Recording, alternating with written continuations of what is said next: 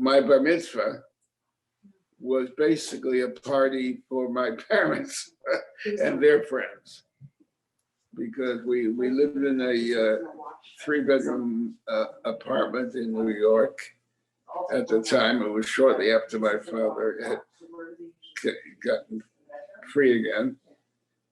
And I remember there was a bathtub full of ice and beverages for my parents' friends and family.